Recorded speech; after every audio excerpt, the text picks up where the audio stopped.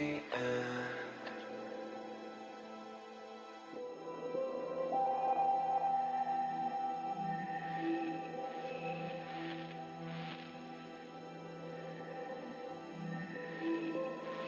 Welcome to episode 40 of the Hodgepodge podcast. I'm your host, Doug. And I'm Dirty A. As the name suggests, we're going to talk about a hodgepodge of topics from movies, music, TV, and other pop culture events. And today we'll be discussing the films Edge of Tomorrow and The Fault in Our Stars. You can reach us at the Hodgepodge Podcast at gmail.com or over on our website, thehodgepodgepodcast.com, or you can find us on YouTube and iTunes. Just search for the Hodgepodge Podcast and subscribe. And before we get started here with our two films, it's time for possibly the concluding entry in our saga of tracking what's going on with Marvel's Ant-Man. 2 episodes ago, we had Matt King here, and we were talking about the disaster that was Edgar Wright leaving the project, and then they had Adam McKay on board, then he immediately left, and then all kinds of couple other directors involved. Yeah. And it looks like they finally decided on somebody. Peyton Reed. Yeah, Peyton Reed did Yes Man in 2008. And, yeah. Promising. Yes, we can. And apparently, the big surprise is that Adam McKay is actually going to be on board as a screenwriter. I think some of the speculation I read on Collider is that maybe when he was meeting with them, he gave them some key ideas that now they kind of have to give him a credit on the screenplay. But we'll see what happens. Ant-Man looks like it could be a disaster, but we'll wait and see. Michael Douglas did an interview and disappointed. Said he was disappointed that Edgar Wright wasn't involved anymore, but he was also kind of diplomatic about it, saying, you know, that's the way it goes in Hollywood. I've been in this business a long time. Yeah. On the flip side of things, Doctor Strange is getting going now. Marvel had never officially announced that Doctor Strange was going to be one of their next movies, but it was widely speculated that it was going to be. Right. They'll probably firm up their Phase 3 plans at Comic-Con this summer. They selected, what's his name, Scott Derrickson? Derrickson, yeah. And he is the director of this summer's Deliver Us from Evil, which is a movie that I'm sure Dirty A will go to see, but I probably will not. I mean, he's a horror director through and through. That's all he's done. It's just horror movies. So it'll be interesting to see how they look. It looks like they're going dark for Strange. And they need to. Which is the right way to go, yeah. And 2 of the actors that Marvel's looking at to possibly be Stephen Strange are Benedict Cumberbatch and Tom Hardy, which I thought was an interesting choice if they're looking at Tom Hardy. He might be a little too beefy to be Doctor Strange. Yeah, I mean, but he can slim down. Oh, but he can slim down. Yeah. But I still think it's odd choice. Not bad, not odd bad necessarily, but maybe if he gets cast, he'll play like Locke. Right. I'm being very particular about this spell I'm going to cast on you. Which is what they need to do with Doctor Strange, yeah. There was also a rumor a long time ago, and by a long time ago I mean a few months ago, that I think they were looking at John Hamm to be Doctor Strange. So that. Don't be surprised if his name pops up again too. Yeah, nothing's locked in yet here. Yeah, they were also a dark horse candidate was Jared Leto, but he's older than you think. Yeah, I think he's 40. He is 40. And so he's a lot older than he looks, but I think they're probably going for somebody with more of a mature look, maybe because Doctor Strange has got that whole Mr. Fantastic thing going on with the white streaks, with the gray on the sides and stuff like that. So maybe they get George Clooney. Yeah, right. After Batman and Robin, he wouldn't touch that with a 10-foot pole. I heard only if they give him a nipple suit.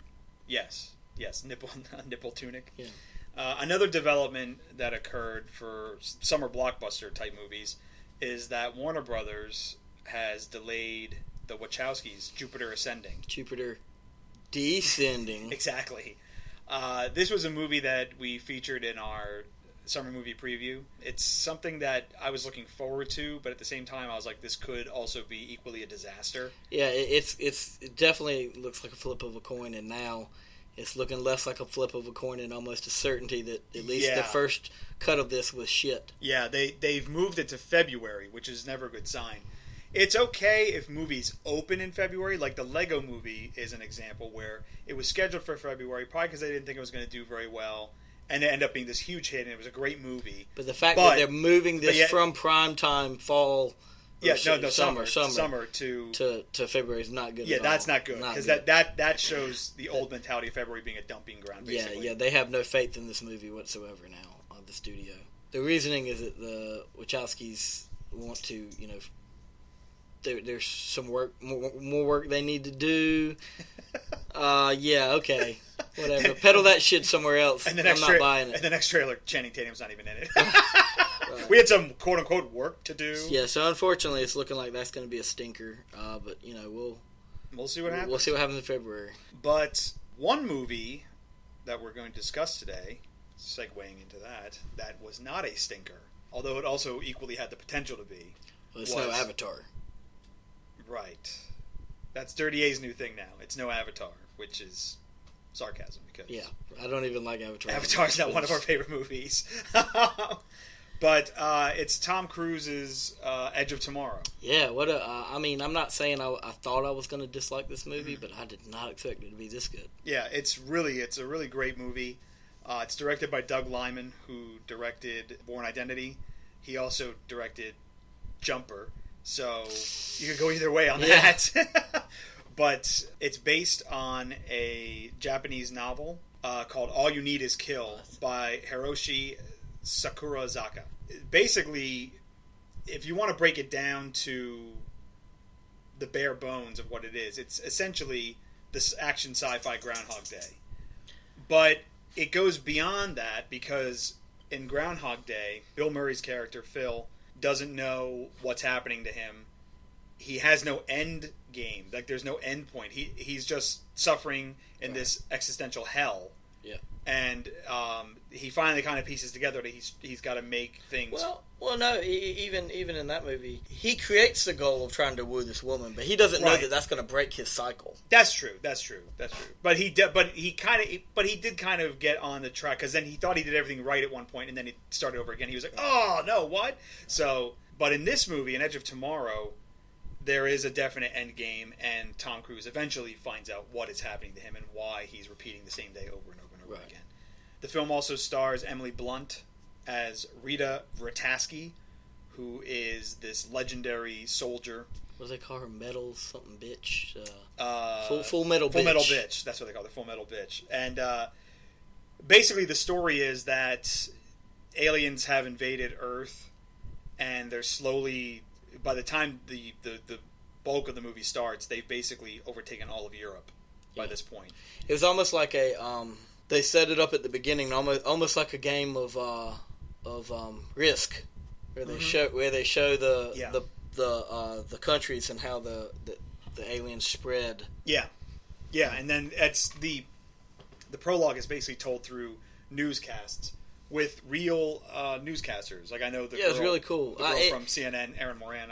Some of you may not like this analogy too much, but it was a lot like Starship Troopers. It was a little bit, but not in a bad way. I mean, it was much better done. It was more serious. It was more. I'm talking like a redneck right now. It was put together very well. I'm debating if I'm going to keep that in the edit or not. Keep it in. But it wasn't as campy as Starship Troopers. Exactly. But I did turn to you at one point and said, "Would you like to know more?" Yeah. It was. I mean, the exposition there was given just like they did at the beginning of the movie, and I was like, "Man, I hope this gets better." Yeah. I mean, Starship Troopers, people like that for its campiness, but you can't call it a good movie. No, it's not. Yeah. It's not. It's afraid. It's afraid. Yeah. Yay! It's afraid. Tom Cruise plays Major Bill Cage, and we learn about him that he was basically in ROTC while he was in college. Then he left college, graduated college, and formed this advertising company. It failed. Well, it basically once the war started, the economy went to shit. He didn't have a job, so he took a PR job with the Army. Right. He's a PR guy, but he comes in as an officer because of his ROTC experience. So he's never seen combat at all. And the general, played by Brendan Gleeson, of what are they called? The United Defense Force, something like that. United Defense Force, yep. He wants to put. Basically, they're going to do the D-Day invasion, but it's against these aliens as opposed to the Nazis. Right. They think they've got a secret attack. Right. You know, they've planned a secret attack that they don't think the aliens are aware of. Right. And so he wants to embed Cage with the troops to basically put a good spin on this attack, basically this attack plan. And Tom Cruise is basically a coward, and he's like, "Yeah, I'm not doing that." Yeah. And so the general basically he knocks him out and then labels him as a deserter, and then instead of being embedded with the troops, he's going to be on the front line. He's going to be a troop. Yeah. He's going to be on the front line. And Cage has an encounter with one of the aliens. They're called mimics. He has an encounter with... I didn't quite get why they were called mimics. I never figured that part out. Yeah, well, we'll get to that in a second. But he basically has an encounter with one of them, and then this power to repeat the same day over and over again is basically transferred to him. Yeah. He starts to piece together what's happening to him, and then on the battlefield, on one of his trips through, he meets Rita, and then she says, "When you wake up, come and find me." Right. And then they start to form a relationship, a friendship. Then you realize she had at once had the power, and she's going to help him use it properly so they can win the war. Right. Yeah. Bill Paxton is also in this. He's great comic relief as the drill sergeant, basically. Which was odd that Brendan Gleeson wasn't comic relief. I would have. No, he was deadly serious. He was deadly serious. Yeah, but I would have. If you had shown me the roles beforehand, I would have thought almost the reverse. Oh no! Not after Aliens. Not after Aliens and all. Bill Paxton and the way he was in. Oh yeah, but that was a long time ago. Still, Paxton's I mean, played. Serious stuff. I guess. There's always been like a hint of Gleeson comedy to him. Gleeson has done the funny shit lately. Yeah, lately. But I mean, but Paxton, I fully expected him to be some kind of, not as comical as he was, but there was going to be some underlying comedy there because that's just Bill Paxton. I mean, when I think of Bill Paxton, I think of Aliens and True Lies, and even in Twister, he wasn't, super serious. Oh, he's a goddamn used car salesman. This just keeps getting better and better.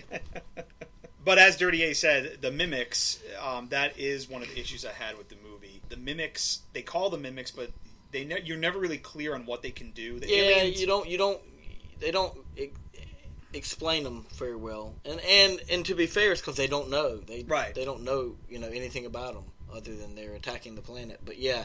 They're basically just rolling death machines. They are, and they I could not figure out why they call them mimics. I mean, I guess they hide well, so maybe it's because they mimic their surroundings. Maybe, yeah. You think they call them the chameleons, though? Yeah, I don't know. It's just an odd name for them. And then they look a lot like Sentinels from the Matrix. They did, a lot. Yes. They did. I mean, more organic. Right. But a lot like Sentinels, which, I mean, I'm not saying that's a bad thing. It was. Yeah, I mean, my problem I had with it was that they could have developed them a little bit more. They came across a lot like generic evil movie aliens. Yeah.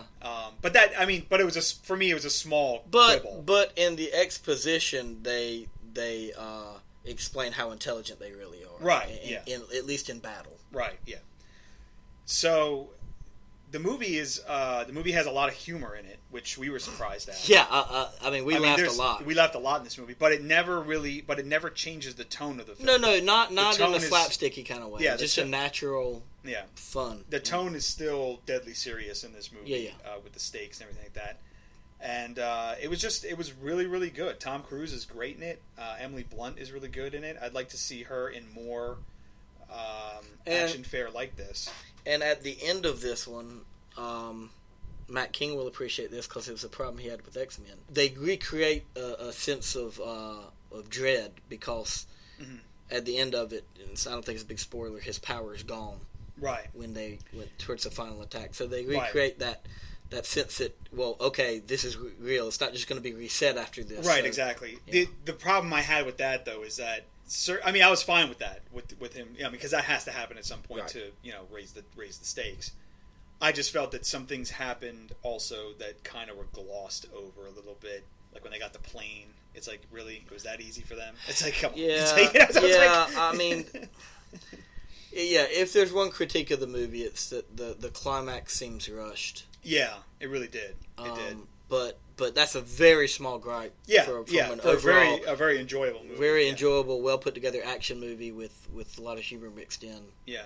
Going back to Emily Blunt, if I'm not mistaken, I'm pretty sure she was supposed to be Black Widow in the Avengers or in Iron Man, but I think she couldn't do it because of scheduling conflict or something like that. But I think she was supposed to originally be Black Widow. Yeah, she would have done a good job, obviously, showing here. She could have held her own. Yeah. Not that I'm saying Scarlett Johansson's a bad trade. But, no. But I'd like to see Emily Blunt, move into that arena because she's really good in this movie. Yep. It would be good to see her and stuff like that. We did see this film in 3D. It didn't detract from the movie, but didn't add anything either. No, so there was no reason to go see this movie in 3D. Currently, we're recording this. The box office numbers have just come out for the weekend, and I think it was in second place behind the next movie we're going to talk about, Fault in Our Stars. I implore everybody to go see Edge of Tomorrow. It's a lot of fun.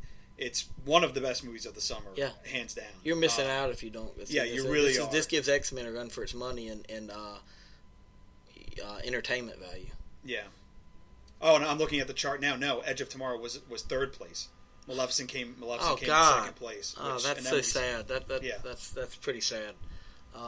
Edge of Tomorrow deserves more box office respect than that. Yeah. And don't you Tom Cruise haters out there, just let that go for this movie and just go see it because it's a good movie. It's a great flick, and it's a lot of fun. It's pretty thrilling. The other movie, as I mentioned, that we saw recently that we're going to talk about is The Fault in Our Stars.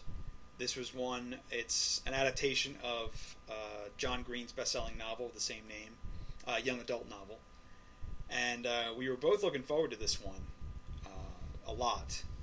It's got a really good cast, and this obviously the book is very popular, especially with teens. For me, the movie just didn't. It was good, but it wasn't as great as I was hoping. Yeah, it was it didn't didn't have that extra notch to it, that extra kick. I didn't.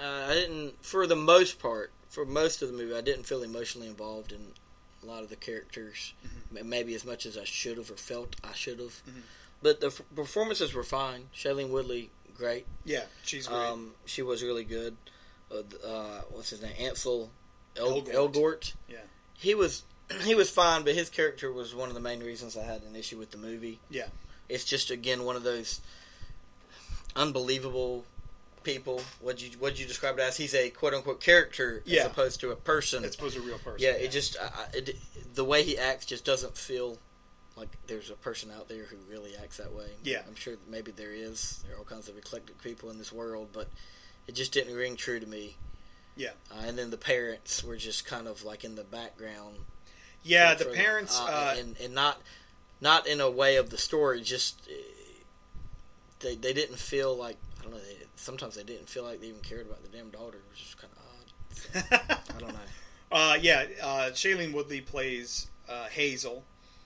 And she's a typical teenage girl with one difference. She has cancer. Yeah, she's had it since she was like 13. And now she's 17? Is she? Yeah, she's about 17. Yeah. It went from her thyroid to her lungs. She's on some experimental drug that keeps it at bay. So around the time she was 13 or 14, they were pretty sure she was dead. She was pretty much on her deathbed, and they had resigned to the fact that she was going to die. And then she got an experimental drug that, for some reason, with her worked more than it did most people that took the drug. Right. So it's put to us, the audience, that she's alive, but she's living on borrowed time. It's only a matter of time before this gets her. Right.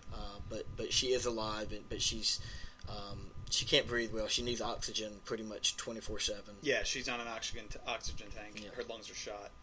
And her mom convinces her to go to support groups, which she doesn't like. Right. But in these support groups, she meets another cancer survivor, played by Ansel, whose name is Gus, and he's actually just there for a friend of his. Right. He's there with his friend Isaac, played by Nat Wolff. Or is it McLovin? Yeah, he was giving me a real McLovin vibe. Yeah, very much so. Yeah, he gave me a real McLovin vibe. Yeah. But anyway, him and Haley hit it off, and they start talking a lot. Hazel. Hazel. Start talking a lot, texting a lot. You really weren't paying attention. And me and names, I don't know. And they form a friendship that then becomes more than a friendship. Yeah. And then of course she gets hesitant about said friendship. Yeah, because of her condition. And a lot of emotional things ensue. I don't know how much we want to give away on this one. Yeah. There's There's a great cameo to the author. Oh yeah, I guess. I mean, yeah. There's a his subplot. Performance. Yeah, not so much the right. There's a subplot with Hazel's favorite author that they eventually go to meet. He's not what she expects. He's played by Willem Dafoe. Yeah. And awesome. That whole subplot didn't really work. Subplot didn't work, but he was hilarious. But he was good. I mean, he was good in the part. But yeah, they go hilarious in a very mean-spirited way. Yes, Let's say that. Yes, yeah. That subplot did not work for me at all. But that's straight from the book too.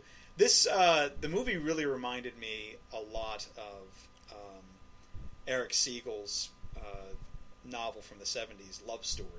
Which was a movie with Ryan O'Neal. Right, love means never having to say you're sorry. Exactly. It reminded me a lot of that. The only real difference with it is that there's nobody really in this movie trying to keep them apart, actively trying to keep them apart. Yeah, it's more an internal struggle with her as to whether they should even try to be together. Right, exactly. But I was really I had to read that novel for college in college, and I'm sorry. Really, yeah, it wasn't terrible, but it was for the. See what I did there? I apologize. Yes, you did. It was for my American novel class. Gotcha. And never saw the movie though. Was it? I think the movie was Tatum O'Neal, wasn't it? No. It was Ryan O'Neal. That's what I meant. It was Ryan O'Neal, and then I forget the girl's name. I meant Ryan O'Neal. Yeah. Who played Jenny? Yeah, I think they didn't. Was that a made for? Was that? It was originally. I read up on it, and it was originally he wrote it as a screenplay first, and then what they did is they wanted him to write it, turn it into a novel, as kind of like a lead up to the movie. So it was really conceived as a movie first, and that's why the novel's so short. I know it got a good critical acclaim at the time. But anyway, we've definitely lost track of what we're supposed to be reviewing. Whatever. This is, like you said, essentially the same movie anyway. Yes. Hazel's parents are played by Laura Dern and Sam Trammell from True Blood. Yeah, they both like monsters and dinosaurs. Yes, they do. Laura Dern, she's okay as the mother. She's kind of in the background a little bit, but Sam Trammell. If she's in the background, then he is just. He was kind of waving from a telephone pole. Yeah, he'd seen a few blocks over. He even looked kind of lost in some of the scenes. Like he was just like he didn't even know where he was. It almost sense like he walks into a room like and walks out. Yeah, he was supposed to be. He was like looking around for Sookie, going like, "Where's Sookie? Is she here? What's going on?" But overall, the movie really is driven by the chemistry between the two leads. Yeah. Between Shailene Woodley and Ansel Elgort, and they've got great chemistry. Yeah, they're really good together. Very believable. Yeah, and I like the movie as a whole. It's just that these qualms I have with it, these problems I have with it. Faults. Yes, faults with The Fault in Our Stars. Yeah. There's nothing wrong with. Yeah. I mean, it's a good movie. It just kept me from loving it. Yeah, there's nothing terrible about this movie. It's just not great. We were hoping it was going to be another Perks of Being a Wallflower. Right. It really isn't. No, it's nowhere near that good. No, unfortunately. But it's it's pretty good. It's decent. Yeah, it is. It shouldn't be beating Edge of Tomorrow at the box office. That's my initial reaction is to be really surprised at that, but when you think about it, this is just the movie for teeny boppers. I mean, we were the oldest people in the audience, except save one other person. Yeah, we went to go see it on Thursday night, and it was packed. Yeah, you told me the show before that sold out. Yeah, I was super surprised. I did not see that coming at all. Yeah, there were 3 showings at the theater we were at: 9, 9:30, and 10. The 9 o'clock was sold out when I went to go tickets in the afternoon. Yeah, like at 4 or something like that. And ours were pretty damn close. And ours, if it wasn't sold out, it was damn near close. Yeah. So, and there was a lot of sniffling. Yeah, I mean, I was like, live a little, folks. Wait till you get a few more years under your belt. You get jaded to life with the rest of us. Nice. Dirty A, Crushing Dreams, since... Girls crying in front of me, I just lean up and go, "Oh, brother." I did. I think I was just making bad jokes to you the whole time. Pretty much. Yeah. Like very off-color jokes. This is also the second movie of the year where you have 2 actors playing lovers in one movie, and they play brother and sister in another movie because Shailene Woodley and Ansel Elgort are brother and sister in Divergent. So creepy. The other pair was Elizabeth Olsen and Taylor Johnson. I like her a lot. Yeah, she's great. She's one of my favorite actresses. She's a little cutie. She's great. Yeah, great actress. Yeah, she was great in The Descendants, and she's been pretty much great in everything she's done. I didn't watch her on Life of the American Teenager. Yeah, I haven't seen most of. I haven't seen most of the stuff. I didn't see Divergent. That's right. I was not here, and I just never got back around. Sure to be on Spectacular cable. Now was great. Yeah, Spectacular Now was really. She was really good in that. Yeah, but The Descendants. I mean, that's not her movie, but that movie is just phenomenal. Yeah, and she's really good in it. So I'm looking forward to seeing more of what she has to offer. I'm hoping that I think this is like a first time director here too, more or less, right? He did something else. He did some other indie films, and in fact, one of the indie films he did had the guy who played Isaac Nat Wolf. He was in it, so that's where he comes from. Well, I only see one other movie listed here, but it says he directed 5 things. But yeah, I'd never heard of him before. But I'm hoping that they find a way to make it so Shailene Woodley can actually. She was cast as Mary Jane Watson for Amazing Spider-Man 2, but they cut her role because it was just too much going on. Yeah, they had to put more Jamie Foxx horse shit in there, and so they cut her out. And now they're saying because of Divergent and all this stuff, she might not be able to play Mary Jane if they do when they do Amazing Spider-Man 3. They're missing they're gonna lose a great actor there. Yeah, they will. That's a good one. But yeah, so The Fault in Our Stars, it's recommended, but maybe not as highly as we thought. Maybe we liked it. Not as great as we wanted it to be. But if you're picking one, go see Edge of Tomorrow. Yeah, go see Edge of Tomorrow. That's the movie of the weekend for sure. Yeah, for sure. It's really sad that that's not doing better. Yeah, it's kind of got lost in the shuffle. And it's gotten. I mean, and they've both gotten really good reviews. But Edge of Tomorrow, I mean, had reviews that were close to X-Men. I mean, X-Men. Yeah, I think it's a timing thing. Yeah, I think it is. You 2 teeny bopper movies are out there now. Maleficent and this one. Yeah, because Maleficent's for families. And it's getting lost in that. Yeah. Teenage girls are going to drag their boys to go see these movies. Yeah. Regardless of what they want to see. It's too bad because what they should have done is if they had moved, because it's the same studio, it's Warner Brothers for Edge of Tomorrow and Jupiter Ascending. If they had moved Jupiter Ascending earlier, they maybe should have moved Edge of Tomorrow to later.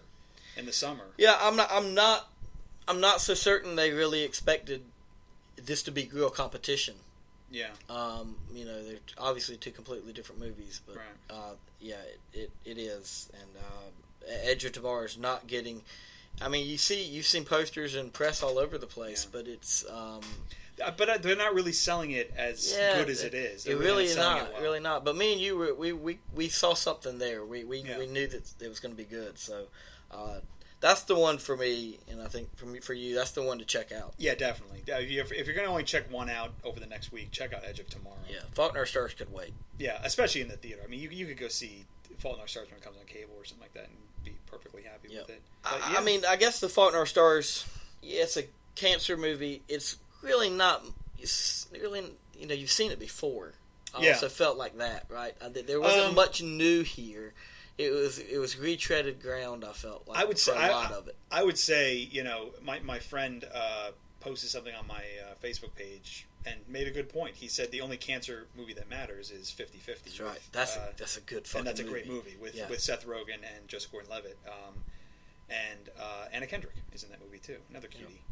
But that's a great movie. 50-50. Yeah, if folks, if you've never seen 50-50, definitely check that out. Yeah, that's on DVD now. Really good. That's really good that's movie. Several years old. But, I think it came out in 2009, 10. Yeah. Same year as Moneyball. Or maybe it was 11, was it? No. I don't think so. I think it was 10. I want to say it was 2010. 10. Yeah. But yeah, 50-50 is a great movie, so definitely check that one out. But yeah, I mean, Fault in Our Stars, I mean, it was this big 2011. Phenomenon. It was 2011, yeah. It was this big phenomenon because I know that came out the same year as Moneyball. Yeah. And, okay. But yeah, you're right. That's a I hate to qualify a genre of movie as cancer movies, but if you will, that's the one. That's the top notch right there. Fault in Our Stars is good. I know it was a phenomenon in the young adult community and stuff like that, but it's just again, it's a fun movie. Yeah. We recommend it, but it's not great. So there you have it. So that'll do it for this episode. That's about it. 2 big movies in the theaters. That's it. We got to say goodbye once again. Yeah. That's 40, folks. That's 40. Lordy, lordy. Hodgepodge is 40. Next episode, I'm not sure what we're going to be talking about. Probably 22 Jump Street. That's coming out this week, coming up. Not sure what else beyond that. Yeah, that's I think that's it for this week. Not much. Just shoot the shit. Yeah, that's what we'll do. Just shoot the shit. We'll just talk to you. Just talk to you. Like you're real, like I'm real. Have a real conversation. With the internet. Fill out some questions. Send us your questions. We'll talk about them. Yeah. You got a question? We'll answer it. Okay. All right. So that'll do it for this episode of the Hodgepodge Podcast. We will see you next time.